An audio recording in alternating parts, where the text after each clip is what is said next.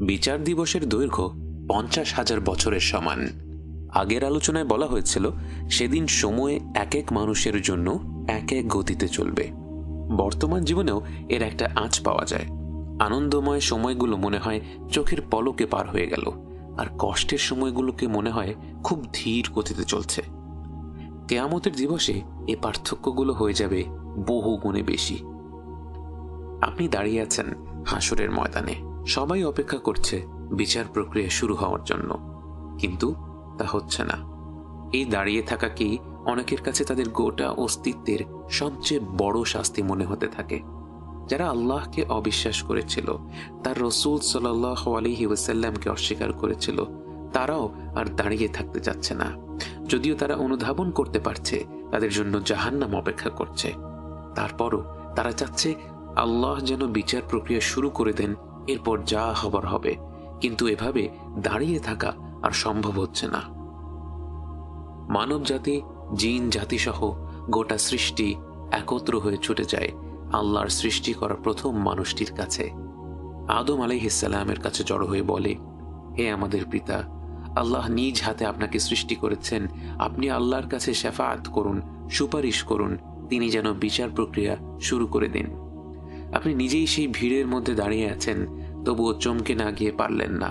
দুনিয়ার জীবনে হাজার হাজার বছর ধরে বিভক্ত হওয়া মানুষ আজ এক হয়ে গেছে, এক সুরে একটাই দাবি করছে।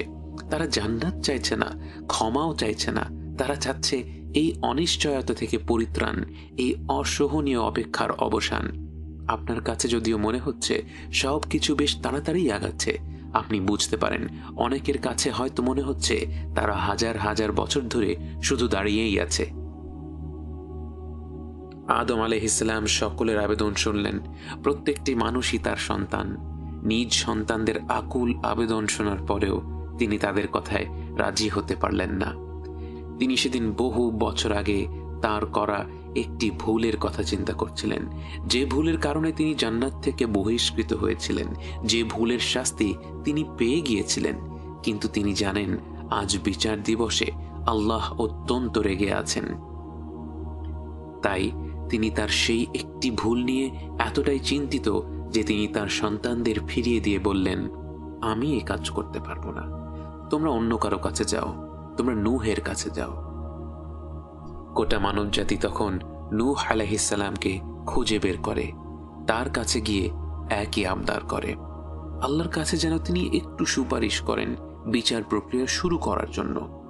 কিন্তু আদম আলাইহিস সালামের মতো নূহ আলাইহিস সালামও সেদিন নিজের পরিণতি নিয়ে এতটা উদ্বিগ্ন, তিনি তাদের ফিরিয়ে দিলেন। এভাবে করে গোটা সৃষ্টি এক নবী থেকে আরেক নবীর কাছে যেতে থাকে, একই অনুরোধ করতে থাকে। কোনো নবী বাকি থাকে না।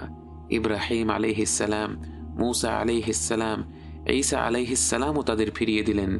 অবশেষে সৃষ্টির শুরু থেকে শেষ পর্যন্ত প্রতিটি মানুষ ও জিন জড়ো হয় মহাবিশ্বের জন্য রহমত হিসেবে প্রেরিত মুহাম্মদ ইবনে আব্দুল্লাহ সাল্লাল্লাহু আলাইহি ওয়াসাল্লামের কাছে।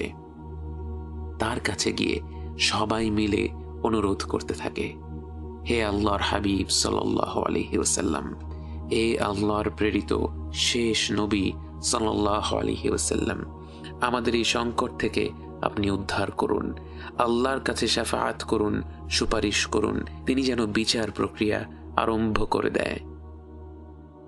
সূর্যের ন্যায় উজ্জ্বল মুখমণ্ডলটির দিকে আরেকটিবার আপনার তাকানোর সুযোগ হলো। তার দিকে তাকিয়েই মনের মধ্যে এক ধরনের স্বস্তি ছড়িয়ে পড়ল। নবীজি সাল্লাল্লাহু আলাইহি ওয়াসাল্লাম সবার দিকে তাকালেন এবং তার অন্তর জোড়ানো কণ্ঠে সবাইকে আশ্বস্ত করে বললেন, আনা লাহা, আনা লাহা, এটা আমারই কাজ, এটা আমারই কাজ। এটাই হচ্ছে সেই মাকামে মাহমুদ, সেই প্রশংসিত স্থান যা রাসূল সাল্লাল্লাহু আলাইহি ওয়াসাল্লামকে দেয়ার অঙ্গীকার করা হয়েছিল। যখন গোটা সৃষ্টি বিচার দিবসের সেই চরম সংকটময় অবস্থায় থাকবে, একমাত্র তারই অনুমতি থাকবে পুরো মানব জাতি ও জিন জাতির হয়ে আল্লাহর কাছে সুপারিশ করার। রাসূল সাল্লাল্লাহু আলাইহি ওয়াসাল্লাম চলে যান আল্লাহর আরশের সামনে। এবং সেখানে সেজদায় মাথা নত করলেন এবং আল্লাহকে এমন নামে এবং এমন ভাষায় প্রশংসা করা শুরু করলেন যা আগে কখনো নাজিল করা হয়নি। তিনি তার রবকে ডাকছেন পুরো মানব জাতির জন্য। তার অন্তরটা উজাড় করে তিনি তার রবকে ডাকছেন। এবং এমনি করে কতটুকু সময়ে পার হয়ে গেল কারো হিসেব থাকল না। কিয়ামতের শুরু থেকে আল্লাহ অত্যন্ত রেগেছিলেন। গোটা মানব জাতি ও জিন জাতি দুনিয়ার জীবনে বারবার তাকে অমান্য করেছে। তিনি বারবার তাদের ক্ষমা করেছেন, আহ্বান করে গেছেন, তবু তারা বারবার তার ডাক অগ্রাহ্য করে পৃথিবীতে দুর্নীতি করে গেছে। হাজার হাজার বছর ধরে তার কোটি কোটি বান্দা এরূপ আচরণ করে গেছে। তার রাগ আজ কল্পনার বাইরে। তিনি এতটাই নিরাশ যে মানবজাতির এই সংকটপূর্ণ মুহূর্তেও তিনি তাদের উদ্দেশ্যে একটি কথাও বলছেন না। এমন ভয়ঙ্কর পরিস্থিতিতেও যখন তার হাবিব সাল্লাল্লাহু আলাইহি ওয়াসাল্লাম মাটিতে কপাল ঠুকে তার প্রশংসা করতে থাকেন, তাকে ব্যাকুল হয়ে ডাকতে থাকেন, তার সৃষ্টি করা শ্রেষ্ঠ এই বান্দার প্রতি অবাধ ভালোবাসা ও রহমতের টানে আল্লাহ রব্বুল আলামিন তার ডাকে সাড়া না দিয়ে থাকতে পারলেন না। তার প্রিয় বান্দার ডাক তিনি কি করে উপেক্ষা করেন? তিনি নবীজি সাল্লাল্লাহু আলাইহি ওয়াসাল্লামকে উদ্দেশ্য করে বলেন, ইয়া মুহাম্মদ ইরফা রাসাক, হে মুহাম্মদ তোমার মাথা উঠাও, ওয়াসাল তুতা, এবং যা চাও তোমাকে দেয়া হবে, ওয়াশফা তুশাফা, সুপারিশ করো তোমার সুপারিশ কবুল করা হবে। কিয়ামতের দিবসে রাসূল সাল্লাল্লাহু আলাইহি ওয়াসাল্লামের কয়েকটি শাফাআতের কথা বর্ণনা করা আছে, কিন্তু মূলত শাফাআতুল কুবরা বা সর্ববৃহৎ শাফাআহ বলতে আমরা যা বুঝি তা হলো এই সুপারিশটি, যার কারণে আল্লাহ তাআলা কিয়ামতের দিন বিচার প্রক্রিয়া শুরু করবেন। আল্লাহ রাসূল সাল্লাল্লাহু আলাইহি ওয়াসাল্লামের সুপারিশ গ্রহণ করলেন। বিচার প্রক্রিয়া শুরু হতে যাচ্ছে।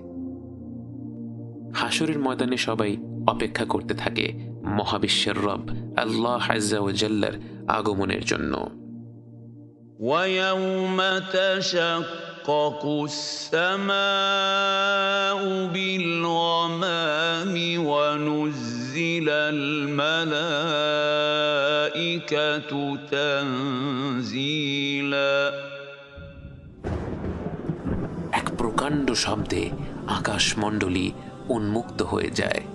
এক অলৌকিক মেঘ ধেয়ে আসে এবং অগণিত ফেরেশতারা নেমে আসে এবং সেই ফেরেশতারা সব মানুষদের ঘিরে জায়গা করে নেয় এবং তারা একত্র হয়ে আল্লাহর প্রশংসা করতে থাকে, তার মাহাত্ম্য বর্ণনা করতে থাকে।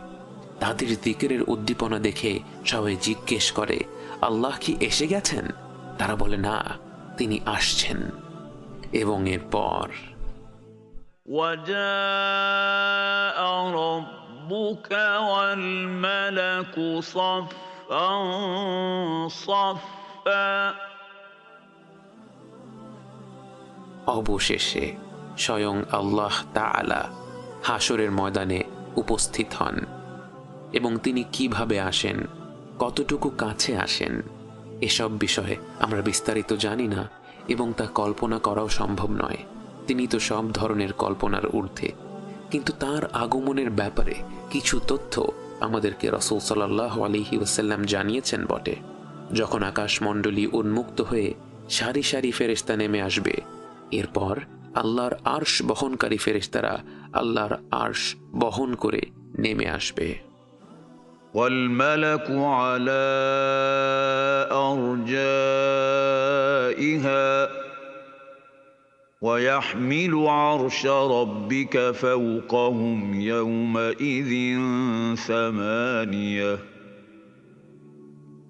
সর্বমোট ৮ জন ফেরেশতা সেদিন আল্লাহর আরশ বহন করবেন। প্রথমে সংখ্যাটাকে অল্প মনে হতে পারে। কোটি কোটি ফেরেশতার ভিড়ে আল্লাহর আরশ মাত্র ৮ জন ফেরেশতা বহন করবে। কিন্তু বাস্তবে এই ফেরেশতারা অন্যদের মতো নয়। রাসূল সাল্লাল্লাহু আলাইহি ওয়াসাল্লাম তাদের বর্ণনা করে বলেন, আল্লাহর আরশ বহনকারী একজন ফেরেশতার পা হচ্ছে ৭ম জমিনে এবং তার মাথা হচ্ছে ৭ম আসমানে। তার কানের লতি থেকে কাঁধের দূরত্ব পাড়ি দিতে একটি পাখিকে ৭০০ বছর ভ্রমণ করতে হবে। এমন একজন ফেরেশতা কল্পনা করাও আমাদের জন্য কঠিন। আমাদের আকাশের গ্রহ নক্ষত্রদের একত্র করলেও হয়তো এমন একজন ফেরেশতার সমান হবে না।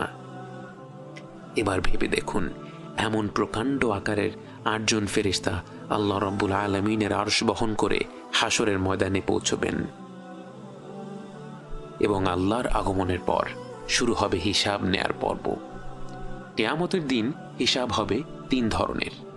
প্রথম দলকে কোনো হিসাব, কোনো আযাব ছাড়াই সরাসরি জান্নাতে প্রবেশ করানো হবে। বুখারীর হাদিসে বর্ণিত আছে, রাসূল সাল্লাল্লাহু আলাইহি ওয়াসাল্লাম বলেন, তার উম্মত থেকে 70,000 মানুষ কোনো প্রকার হিসাব ছাড়াই জান্নাতে প্রবেশ করবে এবং তাদের মুখমণ্ডল চাঁদের মতো উজ্জ্বল হয়ে থাকবে। যদিও 70,000 শুনলে খুব বেশি মনে হয় না, কিন্তু সকল মুমিন ব্যক্তিদের জন্য সুখবর রয়েছে। তিরমিজি ও ইবনে মাজাহ কিতাবের হাদিসে বর্ণিত আছে, রাসূল সাল্লাল্লাহু আলাইহি ওয়াসাল্লাম আরো বলেন, আমার রব আমাকে প্রতিশ্রুতি দিয়েছেন আমার উম্মত থেকে 70,000 বান্দা সরাসরি জান্নাতে প্রবেশ করবে কোনো প্রকার হিসাব বা আযাব ছাড়া, এবং তাদের মধ্যে প্রতি 1,000 বান্দার সাথে আরো 70,000 মানুষ যোগ হবে। অর্থাৎ সব মিলিয়ে 49 লক্ষ মুমিন বান্দা সরাসরি জান্নাতে প্রবেশ করবে কোনো প্রকার হিসাব ছাড়া। এবং শুধু তাই নয়, ওই হাদিসে রাসূল সাল্লাল্লাহু আলাইহি ওয়াসাল্লাম আরো বলেন, এরপর আল্লাহ তাআলা 3 বার তার নিজ হাতের মুঠো ভরে তার বান্দাদের কোনো হিসাব ছাড়া সরাসরি জান্নাতে প্রবেশ করাবেন। যে রবের আরশ এই পুরো মহাবিশ্ব থেকে অসংখ্য গুণে বড়, সে রবের হাত ভরপুর হলে কত অগণিত মুমিন বান্দা সেদিন সরাসরি জান্নাতে প্রবেশ করবে তা আমাদের কল্পনার বাইরে। আমরা শুধু এই আশাই করি যে আমরা প্রত্যেকে যেন সে দলের মধ্যেই অন্তর্ভুক্ত হই। পরম করুণাময় আল্লাহ যেন আমাদের উপর দয়া করেন, আমাদের কোনো প্রকার হিসাব না নেন। আমার ভাই এবং বোনেরা, এ বিষয়ে আপনাদের কাছে বিশেষভাবে জোর দিতে চাই। সেদিন লক্ষ লক্ষ, হয়তো কোটি কোটি মুমিন বান্দা কোনো প্রকার হিসাব ছাড়া সরাসরি জান্নাতে প্রবেশ করবে। এই বান্দাদের মধ্যে হয়তো অনেক ব্যভিচারী, অনেক সুদখোর, অনেক জালিম ব্যক্তিও থাকবে যারা তাদের ভুল বুঝতে পেরে আল্লাহর কাছে ফিরে এসেছিল কালবান সালিম বা বিশুদ্ধ অন্তর নিয়ে। আমাদের প্রত্যেকের পাপের সংখ্যা অজস্র এবং প্রত্যেকটি পাপ গুরুতর, কিন্তু আমরা যেন সেই পাপগুলোর কারণে আল্লাহর কাছ থেকে চাইতে লজ্জা না পাই। কারণ আল্লাহর কাছ থেকে চাইতে লজ্জা করা মানে তার ক্ষমাকে ছোট করে দেখা, তার রহমতকে ছোট করে দেখা। আমরা যেন সেদিন এ কারণে এই শ্রেষ্ঠ দলের অন্তর্ভুক্ত হওয়া থেকে বঞ্চিত না হই যে আমরা আল্লাহর ক্ষমার উপর হতাশ হয়ে সরাসরি জান্নাত লাভের জন্য দোয়াই করিনি। আমরা যেন প্রত্যেকে আল্লাহর কাছে শ্রেষ্ঠ এই দলটির অংশ হওয়ার জন্য দোয়া করি। আমি চোখের জিনা করে থাকলেও, আমি সুদের চাকরি করে থাকলেও, আমি মদ্যপান করে থাকলেও, হয়তো এই দোয়ার কারণেই আমি শীঘ্রই এই পাপগুলো থেকে ফিরে আসতে পারবো এবং সেদিন কোনো প্রকার হিসাব, কোনো প্রকার আযাব ছাড়া জান্নাতে প্রবেশ করতে পারবো। আল্লাহ সুবহানাহু ওয়া তাআলা আমাদের সবাইকে সে দলের অন্তর্ভুক্ত করুন, আমিন। সর্বোত্তম এই পরিণতির পর রয়েছে 2টি দল। এক দল লোকের জন্য রয়েছে হিসাবুন ইয়াসীর, فسوف يحاسب حسابا يسيرا। তাদের জন্য রয়েছে সহজ হিসাব, এবং এটাও হবে মুমিন বান্দাদের জন্য। কিন্তু সেই বান্দারা যারা হিসাব ছাড়া জান্নাতে প্রবেশ করার দলের মধ্যে ছিল না, এই দলের বান্দাকে আল্লাহ তার জ্ঞান, তার নিয়ামত এবং তার কাজ সম্পর্কে জিজ্ঞেস করবেন এবং সে সেগুলো কিভাবে কাজে লাগিয়েছিল তা জানতে চাইবেন। সে তখন বিভিন্ন ধরনের ভালো কাজের কথা উল্লেখ করতে পারবে এবং সে যত ভালো কাজের কথা উল্লেখ করতে থাকে সেই প্রশ্নোত্তর পর্ব তার জন্য তত সহজ হতে থাকে এবং সেই মুহূর্তেই আল্লাহর রহমত তার উপর বর্ষিত হতে থাকে। এবং এরপর আল্লাহ তাকে আলাদা করে নেবেন এবং তাকে তার পাপগুলো দেখাবেন, এবং তার পাপগুলো দেখার পরে সে আল্লাহর সামনে অত্যন্ত লজ্জিত বোধ করবে, তীব্র অনুশোচনা বোধ করবে। কিন্তু এরপর আল্লাহ তার পাপগুলো ক্ষমা করে দিবেন এবং সেই পাপগুলো সম্পর্কে আর কেউ জানবে না। এবং বলে রাখা ভালো, এ কারণেই উলামারা পরামর্শ দেন কেউ গোপনে কোনো পাপ কাজ করে থাকলে সে যেন সেটা প্রকাশ্যে বলে না বেড়ায়, বরং তার পাপের জন্য গোপনেই আল্লাহর কাছে ক্ষমা চাইতে থাকে, এবং ইনশাআল্লাহ কিয়ামতের দিনেও আল্লাহ গোপনেই তার পাপগুলো ক্ষমা করে দিবেন। কিন্তু সে যদি তার পাপগুলো প্রকাশ্যে নিয়ে আসে তাহলে আল্লাহ তাআলা অত্যন্ত রেগে যান এবং তা তার জন্য খারাপ পরিণতি বয়ে নিয়ে আসবে। হিসাব নেওয়ার সময় তৃতীয় দল হবে তারা যাদের কঠিন হিসাব নেওয়া হবে, এবং যাদেরই কঠিন হিসাব নেওয়া হবে তারাই ধ্বংস। বুখারী ও মুসলিম হাদিসে আছে, রাসূল সাল্লাল্লাহু আলাইহি ওয়াসাল্লাম আয়েশা রাদিয়াল্লাহু আনহাকে বলেন, হিসাবের সময়ে যারই খুঁটিনাটি হিসাব নেওয়া হবে সেই সাজাপ্রাপ্ত হবে। এই দলের ব্যক্তিদের তাদের জীবনের প্রতিটি কাজের জন্য, প্রতিটি মুহূর্তের জন্য, ছোট বড় প্রতিটি নিয়ামতের জন্য প্রশ্ন করা হবে, এবং এ দলের লোকদের কোনো উত্তর থাকবে না। ভেবে দেখুন, আমাদের যদি শুধু গত এক সপ্তাহের কর্মকাণ্ডের জন্য প্রতিটি সেকেন্ড আমরা কিভাবে ব্যয় করেছি, প্রতিটি পয়সা আমরা কিভাবে আয় করেছি এবং তা কিসের পেছনে খরচ করেছি, প্রতিটি নিয়ামত পাওয়ার পর আমরা তা কিভাবে ব্যবহার করেছি এ নিয়ে প্রশ্ন করা হয়, হয়তো এই এক সপ্তাহের হিসাবেই আমাদের পরিণতি ভয়ঙ্কর হয়ে যাবে। ভেবে দেখুন, যে ব্যক্তিকে তার বালেগ হওয়ার পর থেকে মৃত্যু পর্যন্ত প্রতিটি মুহূর্তের জন্য জবাবদিহিতা করতে হবে, তার পরিস্থিতি কতটা ভয়াবহ হবে। তাই আমরা প্রতিনিয়ত আল্লাহর কাছে দোয়া করি, আমাদের যা প্রাপ্য তিনি যেন আমাদের তা না দেন। আমাদের যা প্রাপ্য তা পেলে তো আমরা ধ্বংস হয়ে যাব, বরং তিনি যেন আমাদের প্রতি বিশেষ রহমত প্রদর্শন করেন, যা ছাড়া আমরা কখনোই জান্নাত লাভ করতে পারবো না।